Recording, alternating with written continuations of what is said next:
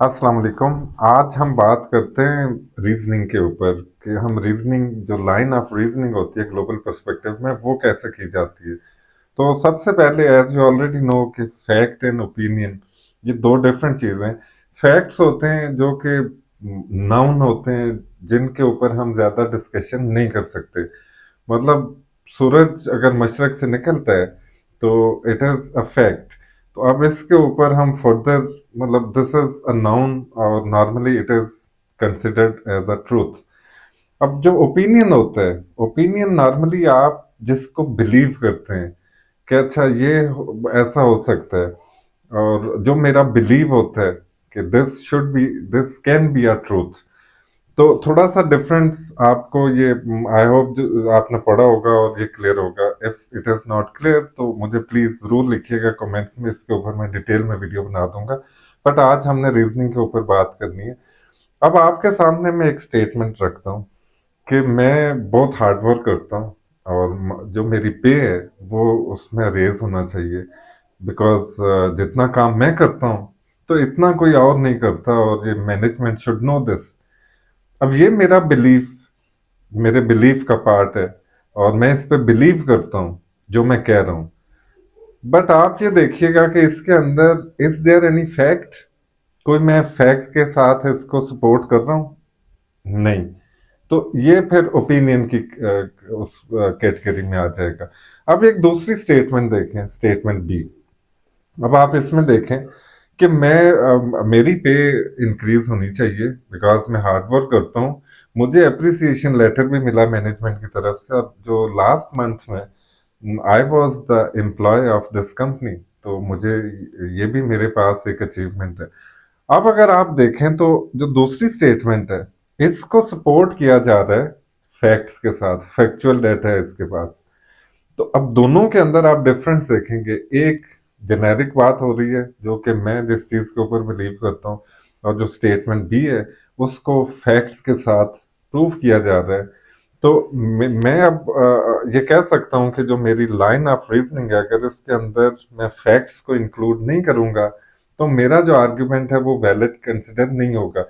Exactly this is what happens in global perspective. जब आप paper करते हैं, रिटन पेपर, या आप इंडिविजुअल रिपोर्ट, या आप कंपोनेंट थ्री में जितने भी चीजें हैं, तो रीजनिंग इज द की।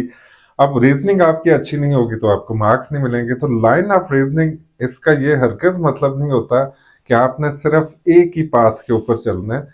आपका जो जो रीजनिंग होगी उसमें जो लॉजिक है, इट मैटर्स अ लॉट। एक ही चीज के डिफरेंट पर्सपेक्टिव्स होते हैं और उसकी डिफरेंट लाइन ऑफ रीजनिंग होती हैं। जस्ट ये देखा जाता है कि आप जिस तरह से रीजनिंग कर रहे हैं, जो आप अपना आर्गुमेंट डेवलप कर रहे हैं, जो एक्सप्लेनेशन दे रहे हैं, क्या वो लॉजिकल है या नहीं। मैं एक और एग्जांपल देता हूँ कि जो टैप वाटर है, कि when I brush my teeth तो I should turn off the water. अब अगर मैं इसको एक्सप्लेन करूं, मैं अगर लाइन ऑफ रीजनिंग दूं अपनी कि क्यों मुझे ये करना चाहिए, तो मैं जरा लोकल पर्सपेक्टिव की बात करता हूँ कि जिस कम्युनिटी में मैं रह रहा हूँ तो यहाँ पे पानी की कमी है क्योंकि यहाँ पे बारिशें कम होती हैं, या जो हमारा जो सरफेस रन अप है वो बहुत ज्यादा है क्योंकि कंक्रीट है, सारी आबादी है यहाँ पे, पॉपुलेशन बहुत ज्यादा है। तो अंडरग्राउंड वाटर जो है वो कम हो रहा है। और इवेंचुअली अगर ये अंडरग्राउंड वाटर जो वाटर टेबल अगर ये खत्म हो गया तो then we have to migrate. तो उसका इकोनॉमी के ऊपर या लोगों के ऊपर बड़ा बुरा इम्पैक्ट पड़ेगा। तो मैंने पूरी एक लाइन ऑफ रीजनिंग इसमें कर दिया और एक डेवलप कर दिया पॉइंट।